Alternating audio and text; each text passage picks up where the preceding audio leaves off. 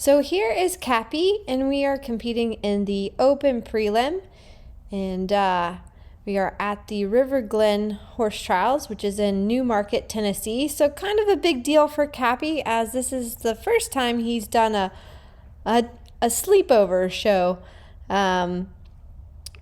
So here we are working on going down the center line. And I'm just working on trying to stay nice and straight. He's feeling very professional and very relaxed at the moment, which is great. And I'm going to prepare him to track left. And he just lost a little bit of balance and tripped out behind. Now there was a lot of rain, so there are puddles here. So going across the diagonal for a lengthened trot. And he actually gets pretty nice extension there for him. And he's still getting stronger, so getting him to balance on the hind end and lift the front end is a work in progress. And then for our leg yield, he sometimes likes to tweak a little bit, so I have to work on the alignment and the bend through the rib cage. But so far, I'm really happy with the relaxation that we're working on and his focus. So now coming, and I have to turn right at P, and then we halt over the center, and he kind of didn't quite hear my aids for the halt at first, because this is the first time he's done this preliminary test C, but he was a very good boy. And again, I was just really happy with his attitude and his workmanlike. So he lost a little bit of focus through that turn because there were a couple of horses nickering and whinnying to each other. So I lost a little bit of focus. So he's a little bit wiggly in the contact. But again, now he's back and listening, and I'm allowed to kind of ride him forward, where in previous tests I've kind of felt like I've held him together and for the explosions, but he felt very much at home, very relaxed. So this is our stretchy trot, which he does again really well at home, but it's just a little inconsistent for that circle. So something still to work on in the ring. And then going into our walk transition. So a little bit the same. I kind of asked with my seat, and I had to increase it a little bit more for the transition. And again, he's feeling really well and on my aids. The walk for him in the past has sometimes been where, you can't really touch him, but I'm able to really ask, and his walk is getting better and better. He could still maybe have a little bit more overstep, but he has the activity there. And then going into our medium walk, again, he still felt really relaxed, so I felt like I could keep pushing into the transition to trot. And now for this test, you can do rising trot or sitting, unless it states that you have to do a rising trot. Like for instance, the 20-meter stretchy trot, you have to do a rising trot. But I chose to sit for the canter transition just because that helps his balance. And then down the long side, we had a little bit of a lengthened canter, and then you bring them back on the half 20-meter. And I was a little conservative just because I want to have a really nice, positive test for him. And a little bit of, he came above the bit just for the counter canter there. Just lost a little bit of balance, but came back for a lovely transition. And then again, a lengthened canter down the long side. And this side, I felt like I could ask for a little bit more, and he was doing a really good job of holding his balance.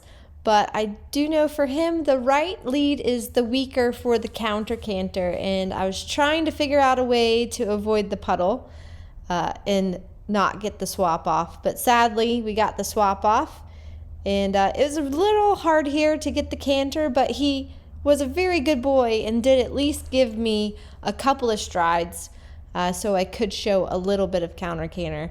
And that happens, but just that little mistake really. And coming down the center line for our final halt. We're again just working on the balance and just waiting for him to stay still, and I was really pleased with him. We ended up scoring a 32.1 and was really happy with him. And then moving on to show jump.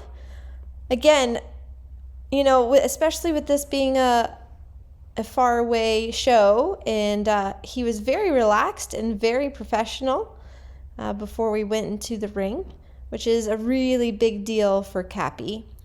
So we had a lot of rain here, and Capi was the first to go in the prelim division. So I wasn't quite sure how he's going to handle with the footing, feeling a little bit sloppy, but I came to the first jump and he jumped it really nice and relaxed. And same with the second here. I got a pretty hard rub on that front rail, but I wanted to make sure that I kept moving him forward.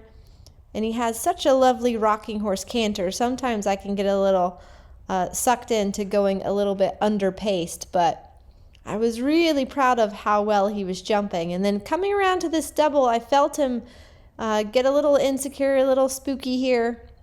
And I think it was because he just lost his focus with the people sitting next to the rail. But despite the rail, he came back and really tried to jump for me. Jumped really nicely over that oxer. And listened to the half halt. And then coming down to this final triple. And again, I was like, wow, he's feeling so good. And I had an option to do an inside turn, but I chose to go to the outside turn and just keep coming along in the canter. And he was really good, and we just had the one rail, and I was super proud of him. And again here, letting him kind of graze outside is, if you know Capi, it's kind of a big deal. So he was very well behaved and a very good boy.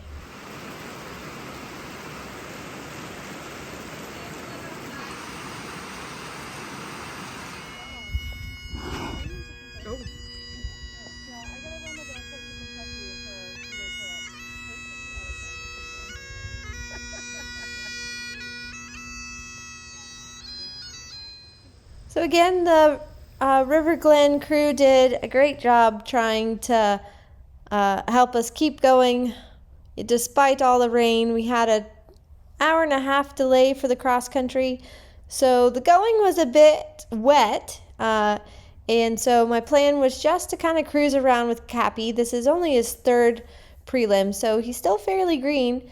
And this is the first time that he will have kind of this terrain and with this deep a footing. So he did that first combination pretty well, and was coming in a little keen to that table. And now I'm coming to a combination of a rail downhill to a corner here. So I wanted to make sure that he kind of sat back on his hocks here, could make a nice shape over this jump, and had plenty of time to see the corner, and he read it beautifully.